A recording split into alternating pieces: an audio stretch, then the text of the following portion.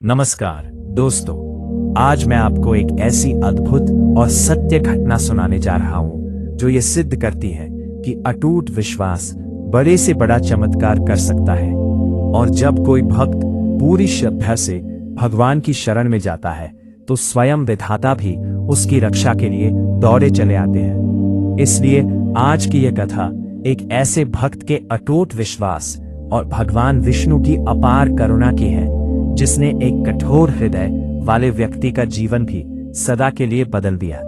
तो चलिए शुरू करते हैं। बहुत समय पहले की बात है। एक अत्यंत समृद्ध और वैभवशाली नगर में एक अत्यंत धनवान सेठ निवास करता था, जिसके पास स्वर्ण मुद्राओं के विशाल भंडार थे। ऊंचे ऊंचे आलीशान भवन थे, बड़े बड़े अनाज के गोदाम भरे रहते थे और उसका व्यापार 7 समुद्र पार दूर देशों तक फैला हुआ था। परंतु इस अपार लक्ष्मी और सुख सुविधाओं के बीच सेठ के भीतर दया, करुणा, परोपकार और उदारता का लेशमात्र भी अंश शेष नहीं बचा था। वो पाई पाई का हिसाब रखने वाला एक कठोर व्यक्ति था जो अपनी कंजूसी के लिए पूरे क्षेत्र में विख्यात था। यहाँ तक कि वो अपने सगे संबंधियों और परिवार पर भी धन व्यय करने में भारी संकोच करता था और सदैव धन संचय की चिंता में ही डूबा रहता था। उसी नगर की सीमा के पास एक शांत सरोवर के सुरम्य तट पर एक सिद्ध संत अपनी एक छोटी सी घास फूस की कुटिया बनाकर वास करते थे, जिनका संपूर्ण जीवन और अस्तित्व केवल भगवान विष्णु की अनन्य भक्ति को समर्पित था। और वे परम सात्विक भोजन करते, दिन भर प्रभु के मधुर भजनों और कीर्तन में लीन रहते और जो भी भिक्षा में स्वेच्छा से मिल जाता उसे ही ठाकुर जी की विशेष अनुकंपा और महाप्रसाद मानकर सहर्ष स्वीकार कर लेते थे। और पूरे गांव के लोग उन्हें श्रद्धेय मानते थे, क्योंकि उनके चेहरे पर सदैव एक अलौकिक दैवीय शांति और संतोष झलकता था। एक बार सेठ को एक बहुत बड़े और महत्वपूर्ण व्यापारिक सौदे के सिलसिले में दूसरे राज्य की लंबी यात्रा पर जाना पड़ा और प्रस्थान करने से पूर्व उसने अपने किशोर पुत्र को दुकान के कक्ष में बुलाया और व्यापार की जटिल बारीकियां समझाते हुए उसे अत्यंत कठोर स्वर में आदेश दिया कि दुकान की एक छोटी सी वस्तु भी बिना उचित मूल्य लिए या उधार के किसी को मत देना। और उसने बार बार चेतावनी दी कि यदि उसकी अनुपस्थिति में 1 पैसे का भी आर्थिक घाटा हुआ तो वह उसे कभी क्षमा नहीं करेगा। सेठ के जाने के कुछ समय पश्चात वे सरल हृदय संत अपने भिक्षा पात्र के साथ दुकान के द्वार पर पधारे और उन्होंने बालक से बड़े ही वात्सल्य और स्नेह भाव से कहा कि बेटा, आज कुटिया में भोजन पकाते समय थोड़ा सा नमक कम पड़ गया है, क्या तुम मुझे भिक्षा में थोड़ा सा नमक दान कर सकते हो? बालक ने प्रारंभ में अपने पिता के कठोर स्वभाव और दंड के डर से मना करना चाहा, पर संत के तेजस्वी मुखमंडल और उनकी वाणी की मधुरता को देखकर वह स्वयं को रोक न सका और उसने जल्दीबाजी में पीछे रखे डिब्बों में से एक डिब्बा उठाकर खोल दिया। और उसे तनिक भी ध्यात नहीं था कि सेठ ने उस विशेष डिब्बे में अनाज को हानिकारक चूहों और कीड़ों से सुरक्षित रखने के लिए अत्यंत घातक, तीव्र और प्राण घातक विषैला चूर्ण छिपाकर रखा हुआ था। और बालक ने बिना जांच किए एक बड़ा चम्मच भरकर वह सफेद विष संत के पात्र में उड़ेल दिया और संत ने उसे भी प्रभु की इच्छा और कृपा माना, बालक को यशस्वी होने का आशीर्वाद दिया और अपनी कुटिया की ओर लौट गए। संध्या काल में जब सेठ अपनी यात्रा सफलतापूर्वक संपन्न कर वापस लौटा तो उसकी पार्थी और शंकालु दृष्टि तुरंत उस जहरीले चूर्ण के खोले हुए डिब्बे पर जा टिकी और उसे लगा कि शायद किसी ने उसकी दुकान में चोरी करने का प्रयास किया है। और जब उसने कड़ाई से और क्रोध में आकर अपने बेटे से पूछताछ की तो बेटे ने निर्दोष भाव से बताया कि उसने उसी डिब्बे से नमक समझकर 1 चम्मच चूर्ण उन तपस्वी संत को भिक्षा स्वरूप दिया है।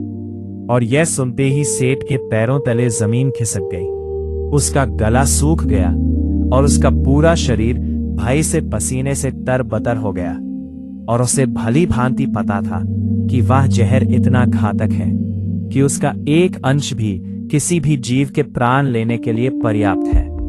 उसे घोर भय हुआ कि यदि उन महान संत की मृत्यु उसके कारण हुई तो उस पर न केवल ब्रह्म हत्या का कलंक लगेगा बल्कि समाज में उसकी प्रतिष्ठा धूल में मिल जाएगी।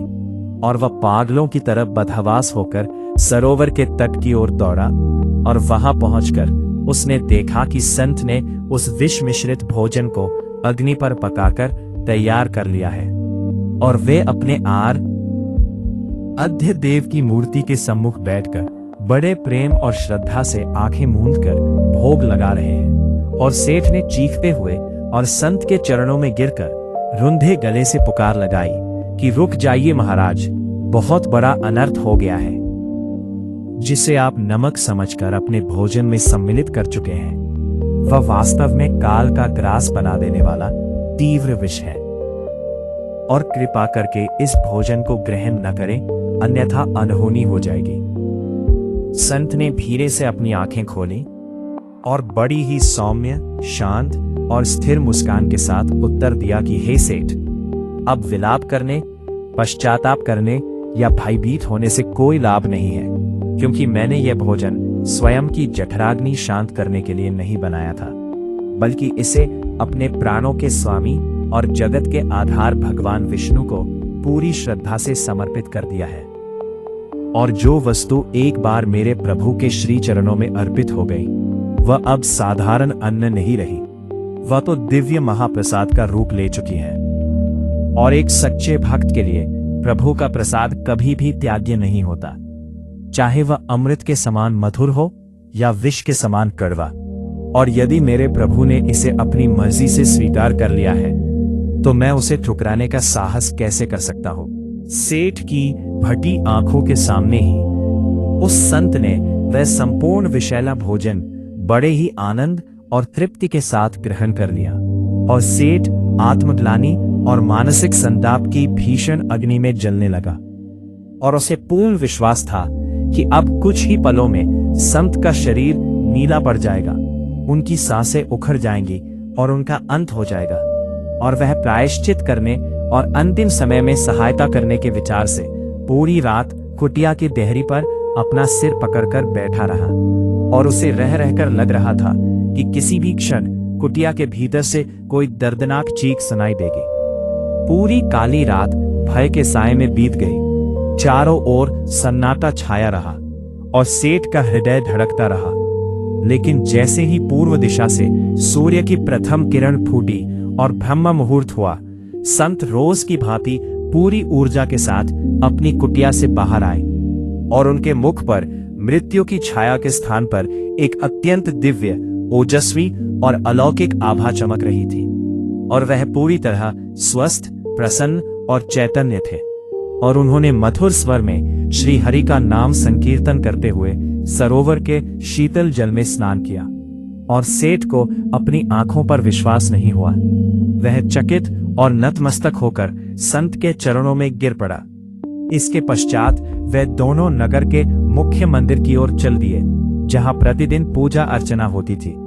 और जैसे ही मंदिर के विशाल पट खोले गए, वहां उपस्थित मुख्य पुजारी और सभी भक्तगण भय और आश्चर्य से चीख पड़े, क्योंकि भगवान विष्णु की वह अत्यंत सुंदर, प्राचीन और श्वेत संगमरमर की प्रतिमा पूरी तरह से काली पड़ गई थी, मानो किसी ने उस पर गहरा कालाकूट विष उड़ेल दिया हो।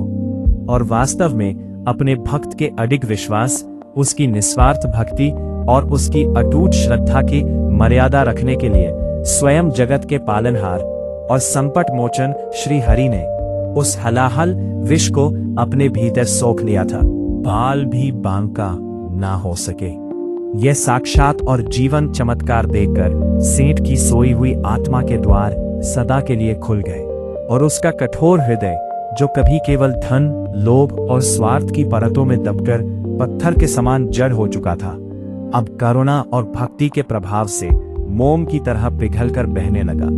और उसे जीवन के वास्तविक सत्य का बोध हुआ कि जिस नाशवान संपत्ति को वो अब तक अपना सब कुछ और सर्वोपरि मानता था, वो प्रभु की भक्ति की एक छोटी सी बूंद के समान भी मूल्यवान नहीं है।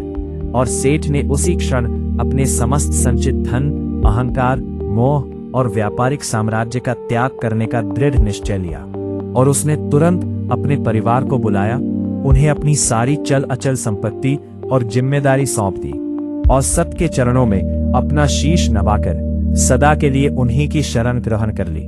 और उसका शेष संपूर्ण जीवन केवल श्रीहरि की निस्वार्थ सेवा, निरंतर नाम जप, सत्संग और दीन दुखियों की सहायता में बीता।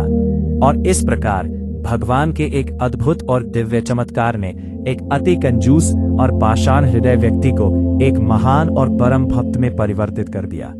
और ये अमर कथा हमें यही महान शिक्षा देती है कि यदि मनुष्य के हृदय में ईश्वर के प्रति सच्चा और निष्कपट विश्वास हो तो वो सर्वशक्तिमान ईश्वर स्वयं अपने भक्त की रक्षा के लिए हर बड़े से बड़े संकट को अपने ऊपर ले लेते हैं और उसे हर आपदा से सुरक्षित बचा लेते हैं। आशा है कि भगवान विष्णु के चमत्कार की यह कथा आपको पसंद आई होगी और इससे आपको यह सीखने को मिला होगा कि सच्ची भक्ति और विश्वास में कितनी बड़ी शक्ति होती है।